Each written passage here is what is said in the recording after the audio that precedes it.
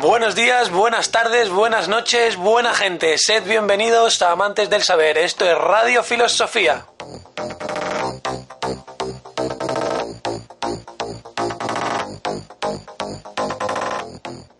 Hemos llegado para traer la filosofía al presente, usándola como compañera de viaje en nuestras vidas. Hablaremos sobre todo y para todos. Somos Filosofía.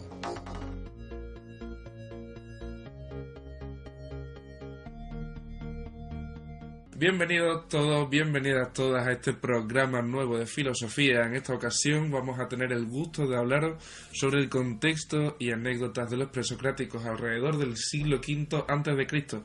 Como otra vez más, lo que vamos a hacer es sorprenderos con todas las cosas que tenemos que contaros. Vamos a hablar desde Parménides y Tales al principio hasta el mismísimo Sócrates, acabando con todos los presocráticos, o al menos con los que vamos a considerar más importantes para mostraros, como digo, no solo su contexto, toda su filosofía, sino también las anécdotas más curiosas que puede que algunos de vosotros os hagan plantearos una de las grandes cuestiones, que ¿estaban los filósofos, están locos los filósofos, no solo antes, sino también los de ahora?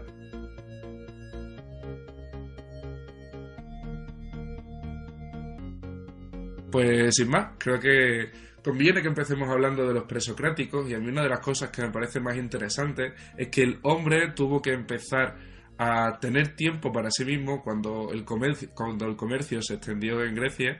Los hombres empezaban a tener tiempo para pensar, y ese tiempo para pensar es el que empleaban en hacerse las grandes preguntas de la historia, desde el quién soy hasta el qué hago aquí y las preguntas más elementales. Y bueno, y ya digo que creo que podemos empezar hablando ni más ni menos que de Parménides y Tales. ¿Qué os parece, chicos? Muy buena idea, los padres fundadores de la filosofía. Hay que decir a este respecto que has señalado tú una cuestión importante, el comercio. El comercio no solo les dio tiempo, sino que el contacto de cultura provocó la propia duda sobre tu propia cultura. Es decir, viene alguien de Egipto y me habla de su dios Ra y yo tengo otro dios. Entonces nace la duda y de la primera pregunta aparece la búsqueda por el saber. Estos dos nombres que has dicho serán los primeros que destacan en esta disciplina. Sin lugar a dudas. Podemos decir que el sistema de polis se alimentaba un poco de este comercio entre ellos, que hacía y generaba un concepto común de lo que era la Hélade, el mundo griego, que aunque fuesen ciudades polis con sus divisiones administrativas, jurídicas, militares, o sea, completamente diferenciadas en pequeñas ciudades-estados, tenían en común un constante flujo de gente, inmigrantes, emigrantes, religiosos, curas, curanderos, chamanes. En este ambiente de dudas y religión es donde empieza a aparecer estas primeras preguntas de los presocráticos, ¿no? El comienzo de la sociedad tal y como lo conocemos ahora mismo. Por eso seguramente algunas de las grandes preguntas de estos presocráticos las seguimos heredando a día de hoy. Muchas quedaron sin respuesta. Sin ir más lejos, yo creo que podemos empezar hablando de Tales de Mileto. Y hay una cuestión que demuestra precisamente el estar alejándose de lo que pasaba en la Tierra, y es que cuenta Platón de Tales que se encontraba en la playa mirando las estrellas, y que esa abstracción tan grande hacia lo que tenía por encima de su cabeza le impidió ver un agujero que había en el suelo y acabó cayendo delante de él. Y como digo, son cosas que podemos entender también en el día de hoy, y la mismísima Hannah Arendt lo comentó de Martin Heidegger, con quien tuvo una pequeña relación amorosa, que decía que estaba tan despistado mirando a las estrellas que no pudo ver lo que pasaba en la Tierra, que fue ni más ni menos que el nacionalsocialismo, del que Martin Heidegger fue seguidor. De hecho, fue rector de la Universidad de Friburgo durante el nacionalsocialismo.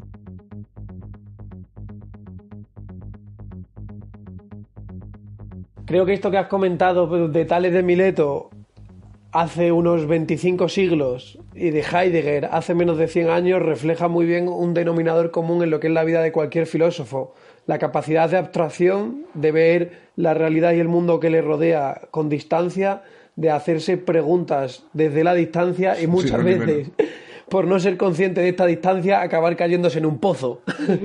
Así que, en realidad, tenemos que ir mirando al cielo, pero sin olvidarnos de dónde ponemos los pies. Sí, es que hablamos de personas que le entregaron prácticamente su vida al saber. Entonces, al final, el mundo cotidiano como que cobra menos importancia comparado con el mundo de la reflexión.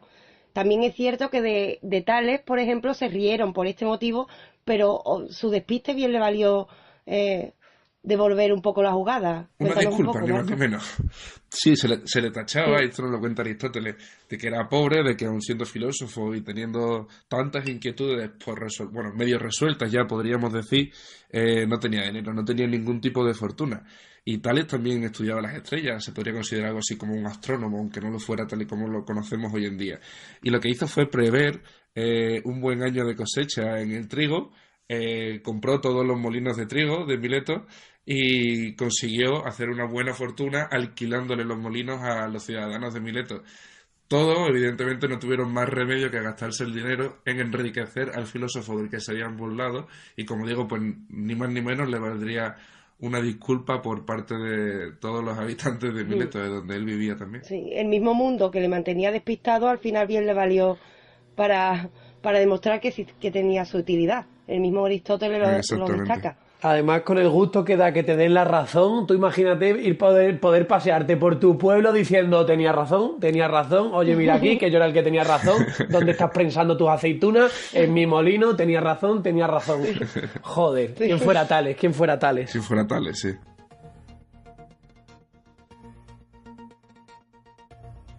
También podemos hablar de Parménides, que es otro coetáneo precisamente de Tales de Mileto, y creo que de ahí nos vas a poder contar también alguna cosilla, ¿no, Sí, Raquel? de hecho, no se sabe cuál de los dos podría considerarse el padre de la filosofía. Nacen al mismo, aparecen al mismo tiempo, aproximadamente el siglo V antes de Cristo, en zonas distintas. Uno está en la zona de Mileto, se crea una escuela filosófica, y otro está en Elea, en una zona muy particular, de la que hemos hablado ya en el primer programa nuestro, pueden acudir nuestros oyentes. Una zona en la que había Los misterios de Eleusis. sí, en la que había ciertos ritos religiosos que hicieron de Parménides un filósofo muy peculiar al tiempo que importante. Démonos cuenta que Platón mismo está muy influenciado por este filósofo. Y es otro de los filósofos peculiares, pero en otro sentido. No hablamos de un despistado, hablamos de un chamán. Pero un chamán tal y como lo pensamos, un chamán que hace ciertos rituales para alcanzar el conocimiento. De hecho, la única obra que nos queda de él es un poema que narra precisamente ese camino al conocimiento tal y como conocemos en tribus bastante antiguas. Con él se nos ve que la filosofía en aquel momento está todavía muy, muy unida al rito religioso. Démonos cuenta que hablamos de una época en la que todo lo explica la religión y aparece la duda. Entonces aparece el enfrentamiento entre la respuesta que da el mito y la respuesta que va a dar la razón.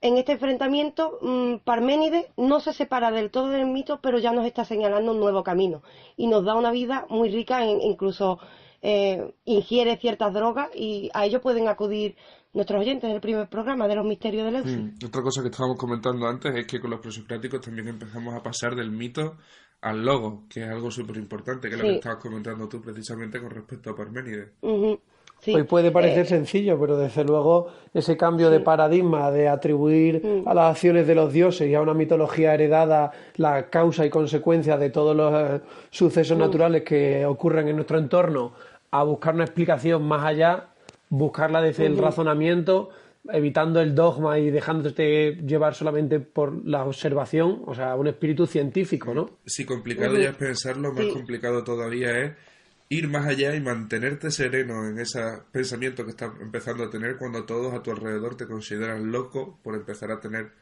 esos ideales que sobresalen de los que tienen la mayoría. Es algo también que podremos encontrar repetido a lo largo de la historia. Quizás más que ideales lo que sobresalen son las dudas, ¿no? Sí. A lo mejor Sí. lo que espolea a estos filósofos más Es que verdad. una idealización del mundo que les rodea son unas dudas del no comprender lo que les rodea, y que todas esas explicaciones heredadas de boca de los poetas de la época, porque si no recuerdo mal eran los principales transmisores del conocimiento y de los mitos con sus églogas, las epopeyas, etcétera, es precisamente, digo, joder, esto que me está contando este tío aquí delante de 300 personas, pues yo no me lo creo. Igual si le doy un poquito a la cabeza por mi cuenta, se me ocurre algo mejor, más palpable, más consistente. Es más, hay Tal cual, sí. una cosa importante que además caracteriza muy bien a los presocráticos. Y es que cuando primero está el mito, como bien habéis señalado, primero las respuestas de dónde viene el rayo, pues lo ha mandado Zeus. Ese sería el gran ejemplo de que es una explicación mitológica. La razón se debe a los dioses o a seres sobrenaturales. Bien, al aparecer la duda, que es el principio realmente del conocimiento, primero nos preguntamos por algo. Pero los presocráticos además dan un paso más. Buscan la respuesta, y ahí está la clave. Buscan la respuesta de una forma distinta. En lugar de acudir a la tradición, miran a la naturaleza. Y a partir de ello nos van a aparecer filósofos realmente brillantes teniendo en cuenta, aunque sus teorías no tenían mucho peso, brillantes para la época en la que estamos hablando. De repente ya el rayo no le busca una explicación a que lo ha tirado Zeus. Ahora voy a buscar una explicación natural. Ahí aparecen algunos destacados como Demócrito, por ejemplo. Demócrito es uno de esos que busca una respuesta en la naturaleza.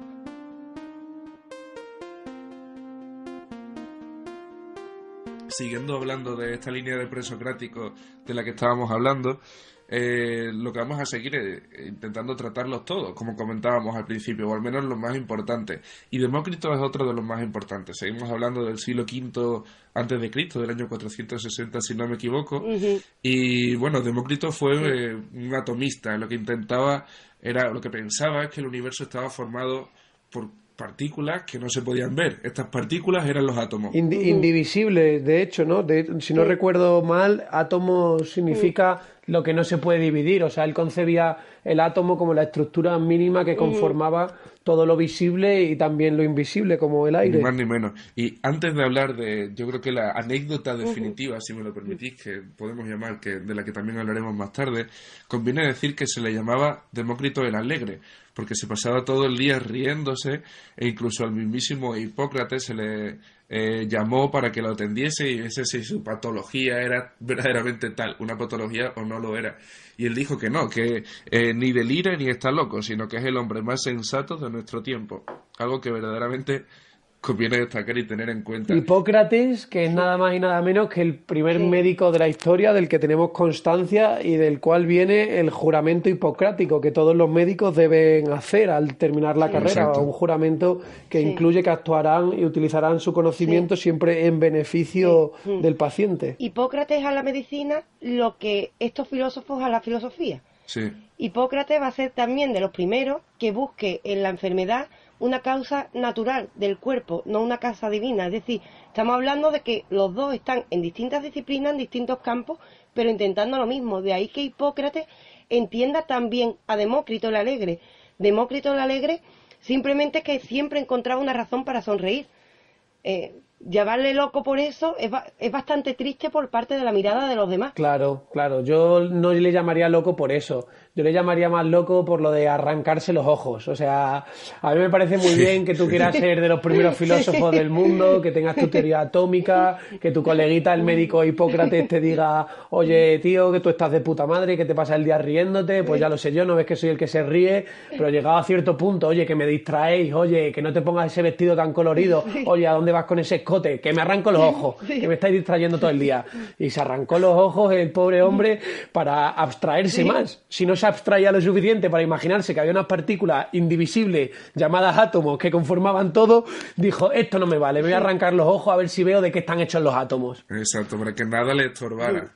Porque démonos cuenta de que él busca qué conforma la naturaleza y está convencido de que no es algo físico. Entonces, estamos hablando de lo que después hablará Platón. Él ya no se fía de los sentidos. Lo que conforma la naturaleza, esos átomos indivisibles, él considera que no se ven a través de los ojos. Al no ser fiable los sentidos, él cree que los sentidos son una distracción, nos dan una sombra de la realidad, pero no la realidad misma.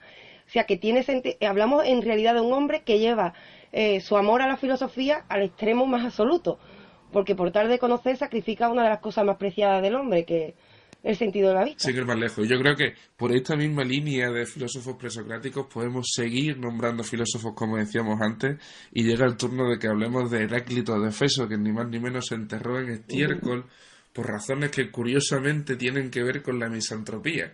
O sea, si empezamos por aquí es difícil ver hasta qué punto una persona puede llegar a enterrarse en estiércol, pero bueno, ¿quién de los dos me lo cuenta? Venga, os lo lanzo para que os lancéis alguno. Raquel lo vive con mucha más intensidad. No porque le guste el estiércol. No insinúo que le guste el estiércol, insinúo que está mucho más informada. El estiércol no, pero Heráclito sí que me gusta bastante. Tengamos en cuenta, vamos a contextualizar un poco. Heráclito es uno de los filósofos que empieza a señalar a los elementos naturales, los que hoy conocemos los 4 elementos, él intenta buscar una explicación a que conforma la naturaleza. Antes Demócrito nos ha dicho que los átomos, él cree que todo está hecho de agua, más o menos por simplificar. Es decir, toda la naturaleza puede ser en distintos estados, pero se basa en el agua. Pues bien, esto va a tener que ver con el tema del estiércol. Él, al creer que la base del cuerpo y de todo lo que nos rodea es agua, cree que cuando una persona está enferma, el problema es que hay un exceso de agua o una falta de agua, ¿de acuerdo? Entonces partamos de esa base. De acuerdo. Claro. Él cae enfermo y entonces, al caer enfermo, ¿qué considera? Que tiene un exceso de agua en su cuerpo y quiere eliminar ese exceso de agua. ¿Cómo lo hace? Ordena, además que no lo hace él, que es lo peor, ordena a sus seguidores que le cubran en estiércol por completo, y aquí hay dos versiones. Una, que lo llevan a un establo para que empiece a sudar y así elimine el agua sobrante y se ponga bueno, y otra que lo ponen al sol para que empiece a sudar y elimine el agua sobrante y se ponga bueno. Evidentemente, sí, empieza a sudar, pero murió deshidratado. Fue el final. Sudó demasiado. Pero hablamos de un hombre que confiaba mucho en su teoría filosófica, confiaba tanto en que todo está conformado con agua que puso su vida a riesgo de ello. Pues, por cierto, esto me recuerda a un chiste. ¿Vosotros acordáis de Tales y Parménides, que eran coleguitas del instituto, estaban en el mismo equipo y todo eso? Sí, sí. Pues Tales y Parménides, Parménides ya sabéis que estaba convencido de que el mundo era estático y que nada cambiaba y tal y cual. Y Tales pues pensaba lo contrario, lo que cambia es irreversible y el cambio es continuo. Por tanto, estaba un día Tales y Parménides ahí de discusión: ¿qué hacemos? Hace calor, esta tarde no hay quien aguante dentro de la casa, pues vamos a bañarnos al Nilo. Y le dice Tales a Parménides: vamos a bañarnos al Nilo. Y el Parménides: otra vez al Nilo, siempre vamos al mismo río. ¡Que no es el mismo río, Parménides! Y ese era el chiste. Pero esto tiene... Bueno. Te lo compro. Esto tiene su sentido porque para él todo es cambio, mientras que para el otro todo es inmutable. Al final gana Tales en cierto sentido porque los filósofos presocráticos que vamos a seguir nombrando apuntan hacia que la naturaleza lo que se producen son variaciones. De hecho, Heráclito, el que hemos hablado, ha señalado al agua como el principal elemento, pero habla de las variaciones en los distintos estados del agua. Entonces al final termina venciendo Tales en ese chiste. Termina venciendo la idea de que todo cambia hasta que llega Platón, que nos dirá lo contrario. Sí, pero sin embargo, si hablamos de Empédocles sí que seguía el ideal de Parménides, de que nada cambia, de que en realidad todo se mantiene estático. Y de él también tenemos anécdotas que contar con respecto a un volcán, porque él consideraba que todo venía de la ceniza, ¿no? Que nada cambiaba, nada aparecía de la nada y todo surgía de las cenizas, ni más ni menos. Sería más bien, igual que Heráclito ha señalado el agua, él señala el fuego. El fuego es el principal elemento. Exacto. Y entonces los distintos estados en los que se manifiesta el fuego son los distintos estados en los que se presenta la naturaleza. Es lo mismo que hemos dicho antes de Heráclito, pero en esta ocasión elegimos otro elemento. De aquí que tengamos tan en la mente, en el inconsciente colectivo, los 4 elementos que conforman la naturaleza. Estos son los primeros que señalan a uno de ellos como el principal. En el caso de Empédocles, el fuego. ¿Cuáles eran esos 4 elementos, Raquel? Bueno, en realidad en aquel momento eran 5. Son tierra, agua, fuego, aire, y se hablaba también de un éter. Ahora ya en el inconsciente colectivo han quedado los 4 elementos naturales como los principales de la naturaleza, incluso con tintes mágicos. Luego llegaron los de Pokémon y le añadieron un tipo planta y tipo eléctrico, ¿no? sí, ya se fueron añadiendo cosas más raras. Ya ahí no controlo tanto, ahí controlo menos. Y un segundito, que hay a mí una figura que me gustaría que resaltáramos por toda la curiosidad que puede tener desde el punto de vista de la moral, y es Arístipo de Cirene, un hedonista en toda regla, sí. ¿no? En este caso tenemos un filósofo. Los hedonistas hay que contextualizar. Los hedonistas, en resumen, lo que nos va a decir que estamos aquí para vivir el placer. Entonces su vida está enfocada al placer. Y de él también tenemos varias anécdotas que son bastante curiosas. Imaginémonos un hombre que sigue esta filosofía y la lleva al último extremo. ¿Qué tipo de vida tenía? Pues un tipo de vida que molestaba mucho a los amantes de las buenas formas, digamos. que si podemos hablar de malas formas, el visitar frecuentemente prostíbulos, por ejemplo, se le afeaba que estuviese siempre viviendo con una meretriz. Y él le dijo, y leo tal cual: ¿es cosa de importancia tomar una casa en que vivieron muchos en otro tiempo, o bien en una que no habitó nadie? Es decir, daba buenas contestaciones, desde luego, las pensaba lo suficiente. Sí. Muchas veces la locura Sabía a de lo que estos se refería. personajes nos hace hacernos una pregunta. ¿Están locos o tienen una lógica tan aplastante que nos choca? Esa es la pregunta. Es verdad que hay casos excepcionales. El que hemos nombrado antes, Empédocles, se tiró a un volcán. Se mató tirándose a un volcán porque creía que todo era fuego y que él iba a volver a la naturaleza primigenia. Entonces se tira a un volcán. También él estaba ya un poco diosificado, Sí, ¿no? O sea, su estaba- pueblo lo tenía diosificado. Que a lo mejor volvió a la naturaleza primigenia y nos está esperando allí. Lo que pasa es que todavía no hemos ido a ver Su si chancla- está allí su chancla calentito. apareció. Eso, fueron a comprobarla y apareció sus zapatos, así que cabe dudar sobre que se hiciera eterno. Pero en cualquier caso, estos personajes, tanto Empédocles nos dan ciertas anécdotas graciosas, como las que hemos contado antes, de esto de los hedonistas, pero en el fondo muchas veces lo que nos están enseñando, quitando casos excepcionales como el tirarse a un volcán, es una lógica aplastante, una lógica que choca con lo que cree la mayoría. Y retomando Sí. a Arístipo y su pensamiento hedonista y de la búsqueda del placer, yo creo que no hay nada que dé más placer que llevarte la razón. Y así lo deja claro que un día, yendo a ver al tirano Dioniso, Dioniso, un rico, ricachón, acumulaba, se conoce que tenía un buen jacuzzi, su mansión y sus cositas, y le fue a ver a Arístipo un día y ya llevaría allí Arístipo 2 días comiéndose la comida de Dioniso, bañándose en la bañera de Dioniso, y le dijo Dioniso: ¿por qué será que los filósofos vienen a ver por largo periodo a los ricos y los ricos no van a ver los filósofos? Y la respuesta es muy sencilla. Arístipo le dijo: porque los filósofos sabemos de qué carecemos, sin embargo los ricos no. Y ahí la llevas, una tasca, en todo Y regla. ahí la lleva. Y Dioniso se quedó dándole vueltas a eso un par de años. Todavía no lo llegó a entender. Pero por eso digo que muchas veces lo que encontramos es una lógica aplastante. Aparte de una lógica aplastante, es que este tipo de personaje choca bastante, porque lo que cabe preguntar es si el hedonismo está en lo cierto o no. Pero si tú eres hedonista y sigues esa filosofía, es natural que tu forma de vida le choque a una gran mayoría. Porque a este hombre, cabe decir que lo pillaron incluso manteniendo relaciones sexuales en público.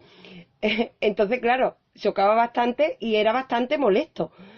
Pero teniendo en cuenta que tú crees en esa filosofía, él estaba siendo consecuente con lo que creía, como en el caso de Diógenes, que lo explicamos en otro de los en otro de los programas que hicimos. El caso de Diógenes no es Aún menos. así, creo que también cabe decir que Arístipo, a pesar de que frecuentara prostíbulos y todo lo que estamos diciendo, no despreciaba ni muchísimo menos a las mujeres. No. De hecho, su hija Arete Sí. fue la sucesora de su misma escuela cirenaica. O sea, que ni muchísimo menos le causaba un desprecio tal, No. sino que sencillamente vivía de los placeres que le podía dar la vida de la manera en la que consideraba mejor para sí mismo. De hecho, todo lo contrario. Démonos cuenta que él trata a una prostituta de igual manera que a los demás. Entonces, todo lo contrario. Él aboga por una vida muy natural. Quizás cabe preguntar si eso conviene, pero una vida a lo natural. Bueno, sí, una vida dedicada al placer. Es el caso inverso, por ejemplo, a otros filósofos como sería Pitágoras. Pitágoras nos da otra serie de anécdotas, pero está en un caso inverso. Pitágoras, en lugar de al placer, va a dedicarse a una vida casi ascética, incluso llevando prácticas vegetarianas porque creía en la reencarnación. Es otro de los casos peculiares. Sí, no comía habas, ¿no? No, Ni más ni menos. no, porque creía en la reencarnación, y entonces Pitágoras funda una escuela que además influye mucho en Platón. Hay muchas discusiones sobre si en esa escuela está incluido Platón. Como poco se dejó influenciar mucho, y Pitágoras dirá, por un lado, que el mundo puede explicarse de una manera matemática, todo está formado por números. Antes han señalado elementos naturales, ahora está señalando la importancia de las matemáticas para desvelar el secreto de la naturaleza. Y por otra parte, como cree en el alma, cree en la reencarnación del alma. Al creer en la reencarnación del alma, este hombre cree que, por ejemplo, todo lo que tenga, todo ser vivo que se reproduzca sexualmente, puede ser el alma de un ser humano anterior, con lo cual ya para empezar es vegetariano. Y las habas, por algún elemento mágico que del todo se nos escapa todo su sentido, las habas también las tenían prohibidas en el mundo pitagórico. Y de hecho, esto es, bueno, no se sabe si es mito o no, pero es el motivo de su muerte, el no poder pisar ni comer habas. Cuéntanos un poco. Bueno, es el motivo indirecto de su muerte, ¿no? Sí. Porque le asesinaron, él decía que prefería que le asesinaran antes de cruzar un campo de haba, que tampoco se sabe si es algo cierto o que a lo mejor se trate de un intento de engrandecer su figura, de mitificarla todavía más de lo que ya puede que hubiera llegado hasta nosotros. Pero bueno, eso, tal cual, prefirió que lo asesinaran antes de cruzar un campo de haba. Así que de nuevo nos encontramos con alguien fiel a su manera de pensar, a lo que era su escuela y ahora creo que sí podemos hablar de ideales y no solo de preguntas como hablábamos antes de todos los presocráticos. Sí. Y además hay una cosa aquí a tener en cuenta, sea cierto o no que murió porque se negó a cruzar un campo de haba, lo que sí muestra esto es la importancia que Pitágoras, los pitagóricos duran después de la muerte de Cristo, ¿eh? La escuela pitagórica dura bastante. Y lo que sí nos muestra es una cosa, es que estamos hablando de, como bien has señalado tú, de un ideal. Y estamos hablando de un hombre que casi es un Cristo para su secta, porque podemos hablar perfectamente de una secta. Es casi el Cristo de ella. Y entonces, aunque fuese mentira, el intento de mitificar esa figura nos está señalando un hombre bastante peculiar. De hecho, solo el que lleve prácticas ascéticas y el que lleve este tipo de prácticas nos sitúa también ante un personaje que roza la locura, en cierto sentido. O sea que si Pitágoras era el Cristo de su secta, el teorema de Pitágoras que es su Padre Nuestro, ¿no? Más o menos porque las matemáticas son las que revelan el secreto de la naturaleza. Démonos cuenta de que Platón, en su escuela, años más tarde, tendrá un cartel que pone: no entre aquí quien no sepa geometría. Geometría significaba matemática en aquel momento de forma general. Y esto es por la influencia de Pitágoras. Es decir, en el fondo, en cierta forma, sí que es su credo. Los números son su credo. Yo al cartel tan solo le hubiera puesto una falta y es un por favor. Sí. Tan solo eso. Sí. Como anécdota. Con ello nos está Creo señalando la importancia del racionalismo, además. ¿Sabes? No es el único filósofo que nos señalan unas prácticas o una vida bastante peculiar. Crisipo sería otro. Crisipo es conocido por, ni más ni menos. por una vida bastante alegre. Y aparte bueno, a ti te encantan todos, Raquel, Sí. pero yo creo que también, su muerte particularmente es una de las que más te va a gustar, no porque se muriera, porque no le deseamos la muerte a nadie, sino porque está relacionada con un ataque de risa, ni más ni menos. A mí no me importaría morir así. La verdad es que me gustaría bastante, ¿sabes? Sí. Bueno, lo más gracioso de la historia es que por un chiste que él mismo cuenta, eso le quita un poco le quita glamour. Es un poco triste que te mueras de un chiste que te has inventado tú, ¿sabes? O sea, porque si me lo cuenta un amigo, puedo decir qué amigo tan cabrón tengo que me ha llevado a la tumba. Pero es que el cabrón ha sido mi subconsciente. Se me ha ocurrido un chiste y del ataque de risa que me ha dado, me ha ido al hoyo. Sí, y un chiste bastante malo. Vamos a contextualizar. Este hombre que bebía bastante porque tenía una vida un poco... no se perdía una fiesta. Y en una de estas, estando bastante bebido y siendo muy mayor, ve que un burro está comiendo higo. Y entonces su chiste es darle un poco de vino para que lo eche para abajo. Y él le entra tal ataque de risa a su propio comentario que el hombre cae allí muerto. Se ha llegado a preguntar si esto es otro mito, pero es una muerte tan curiosa y tan llamativa que se ha comprobado que efectivamente puede uno morir de risa, porque la risa aumenta el ritmo cardíaco y en un hombre de una edad avanzada y bastante bebido, esta muerte sí que es posible que fuera verdad. Bueno, yo solo voy a decir que el chiste de Jorge me pareció mejor. Sí, de todas maneras... Sí. Pero él ha sobrevivido, Sí. De todas maneras, Crisipo sí que era un tipo que se dedicaba en cuerpo y alma a la filosofía, ni más ni menos. Nos llegan pruebas de que escribía unas 500 líneas diarias y que pudo escribir más de 700 obras, lo que es una auténtica barbaridad. A más de uno nos gustaría tener esa capacidad creativa. No es el único, démonos cuenta, Aristóteles, por ejemplo, que hoy no toca hablar de él porque es posterior a Sócrates, pero Aristóteles tenemos el 20% de lo que escribió. Se sabe que Aristóteles hubo muchas obras que se perdieron. Hablamos de hombres que, vale, entre risas nos reímos de que tenían una vida peculiar, pero su vida estaba dedicada al saber. Está muy claro de que su vida, por la obra que nos dejan y porque lo llevan a unos extremos grandiosos, su vida está dedicada completamente a eso. Es más, algunos viven en una pobreza bastante llamativa. El mismo Sócrates no tiene dinero para pagar su condena. Viven en pobreza, pero no les importa. No les importa. Hay algo que hace que les merezca la pena.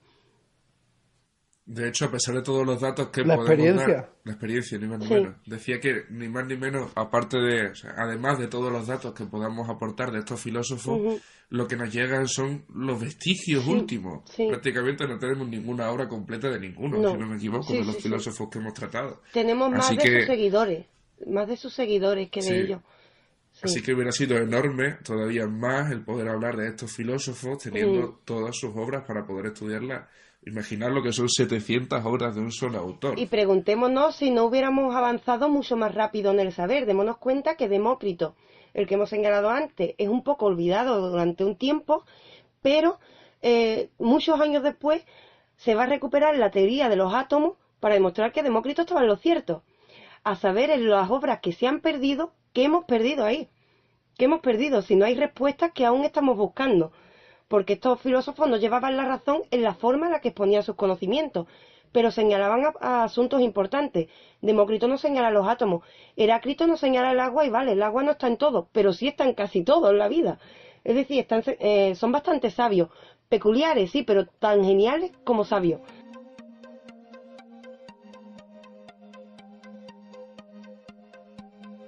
Y tan geniales y peculiares como el mismísimo Zenón de Citio, Sí. del que podemos seguir hablando ahora, ya metiéndonos en el siglo III antes de Cristo, en la mismísima Atenas, y también su muerte, desde luego, fue bastante peculiar. No sé si Jorge nos quiere hablar sobre ella.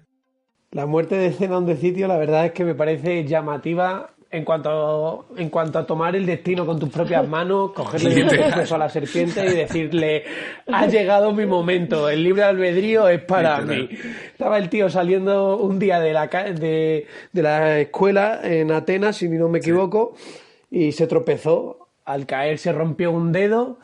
Se dio cuenta de que era viejo, le dolían las manos, ya estoy mayor, me he caído, me he hecho daño, me estrangulo.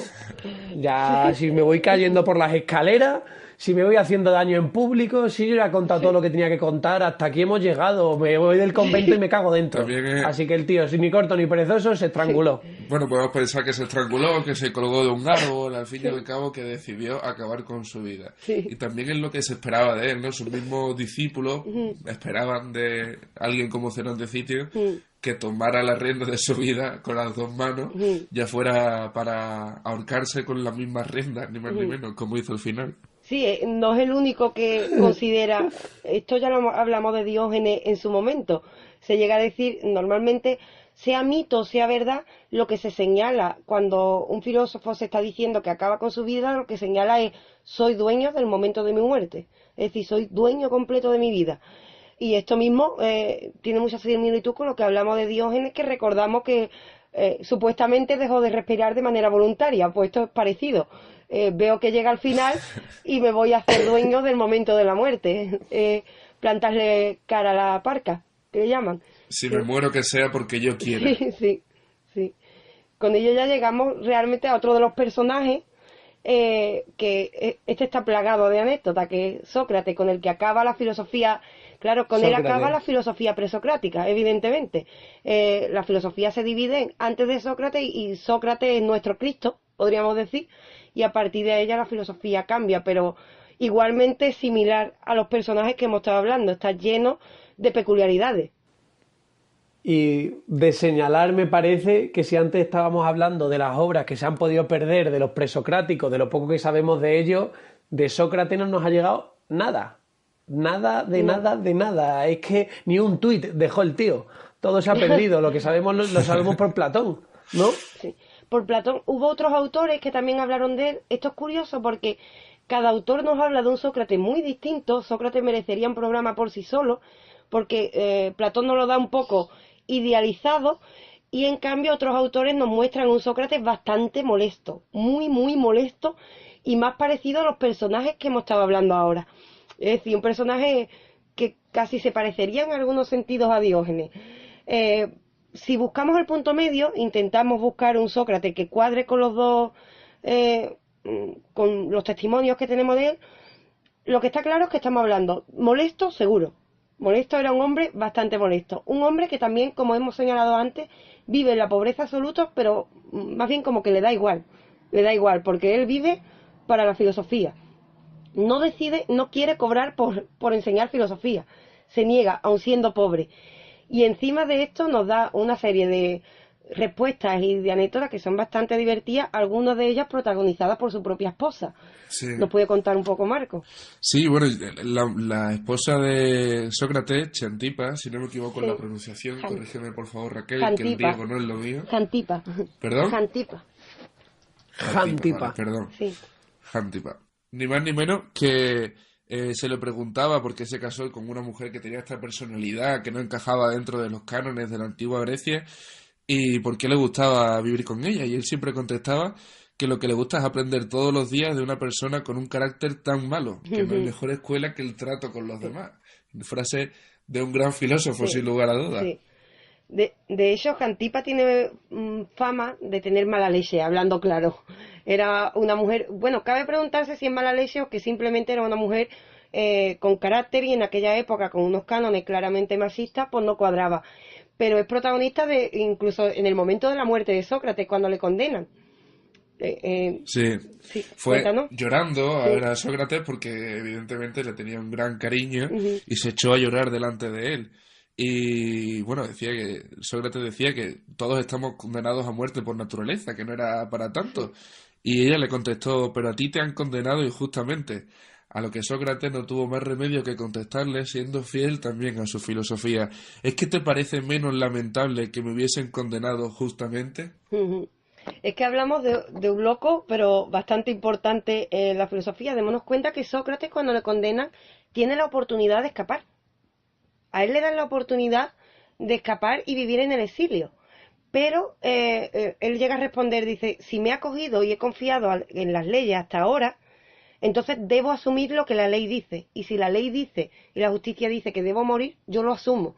Es un hombre que lleva la filosofía a las últimas consecuencias. De eso, el día antes de su muerte, nos lo cuenta Platón en la apología que tiene de Sócrates, está rodeado de sus alumnos se lamentan por la condena y él está completamente tranquilo y en paz. Hablamos de un hombre que, cabe preguntar, ¿loco o de verdad la filosofía le ha dado una Además, paz también impresionante? hay una anécdota con respecto a su muerte. Se le condenó por 65 votos contra 60 a que muriera, y dijo, vosotros salís de aquí a vivir, yo a morir. Dios sabe cuál de las dos cosas es mejor. Sí. Sí. Así que puede ser que él se quedara directamente con la muerte, decidió elegir morir antes que seguir vivo en el exilio, como tú decías. Sí, porque este hombre sí es medio filósofo, medio político también. Démonos cuenta de que él dedica su vida a que los demás despierten. Eso es lo que él quiere. Entonces a él se le acusa de revolucionar un poco a la juventud, y aparte es una acusación religiosa que vendría para otra historia. Pero es un hombre, en definitiva, molesto para el sistema.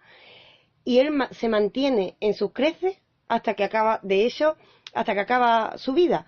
De hecho, hubo la posibilidad, el mismo Platón propuso que le pusieran una multa, y Platón estaba dispuesto a pagarla. Platón lo pagaba porque él vivía en la absoluta pobreza, pero Sócrates se niega. Estoy seguro de que hay un pero. Sí, ese pero. Claro, pero Sócrates se niega a esto. Sócrates provoca al jurado. Entonces, por ello, le condenan a muerte. En principio, la condena iba a ser una multa, pero Sócrates empieza a provocar porque está convencido de que lleva la razón. Entonces, al provocar y al reírse del jurado, porque en un momento dado le preguntan que cuál cree que merece como condena, y dice que se merece un gran banquete. Entonces, claro, está vacilando al jurado y por ello le condenan a muerte, porque está convencido de que lleva la razón. Está absolutamente convencido. Curioso hasta qué punto sería ese sentido del humor y de la broma al pedir cómo condena un gran banquete. Sí. Justo a colación viene otra anécdota de Sócrates, que un día iba por el mercado con sus discípulos y no paraba de ver los perfumes que llegaban de Oriente, las sedas, joyas, perlas, piedras semipreciosas. Y en cierto momento le dijo a sus discípulos que nunca había sido consciente de que existieran tantas cosas que no necesitaba para nada. Sí. Estaría... Habría que decirle a Sócrates que encendiera la televisión a día de hoy y viese multitud de cosas que tampoco sirven. Creo para que nada. debemos recordar estas palabras cada vez que veamos la teletienda. Sí. No era consciente de que existen tantas cosas que no necesito para nada. Sí, estaría muy bien que nos recordáramos eso no solo viendo la teletienda, sino cada vez que salimos a la calle y vemos tiendas, porque estamos en una sociedad bastante consumista y aquí tenemos un hombre pobre, que es pobre porque prácticamente porque quiere, porque se niega. Él podría haber recibido honorarios por ser profesor y no quiso. Hablamos de un hombre que decide vivir en la pobreza porque le merece la pena la vida con Sofía, aparte de con Cantipa. ¿Sabes? Es otro amor, la vida con la sabiduría. Y sus enseñanzas muestran lo que has señalado tú, Jorge, el humor, porque tiene un humor, de hecho es conocido, la ironía socrática, pero por otro lado una pasión desbordante por el saber. Qué bonito. Yo creo, chicos, sí, después de haber acabado con estas preciosas frases, y ya hemos tocado desde Parménides y Tales hasta el mismísimo Sócrates, va siendo hora de cerrar nuestro programa, tristemente, porque me divierto muchísimo y aprendo muchísimas cosas hablando con vosotros dos, pero ya creo que hemos tocado todos los palos que nos correspondían en este programa y nos dejamos la puerta abierta a seguir la semana que viene. Y si tienen dudas y creen que nos hemos dejado un filósofo por medio, porque nos lo comenten, que estaremos encantados de comentar porque quedan muchos más. Lo que ha quedado claro es que la filosofía es más divertida de lo que te contaron en los apuntes. Solo tienes que dejarte empapar un poco por la vida de todos estos genios locos y que su locura te engenialice a ti también.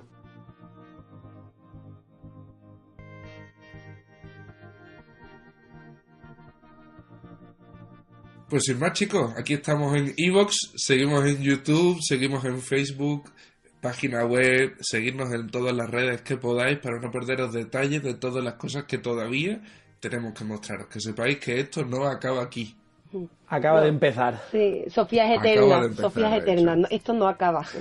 Un saludo, familia. Pues bueno, adiós desde Filosofía, amor por el conocimiento. Un saludo. Saludos. Chao.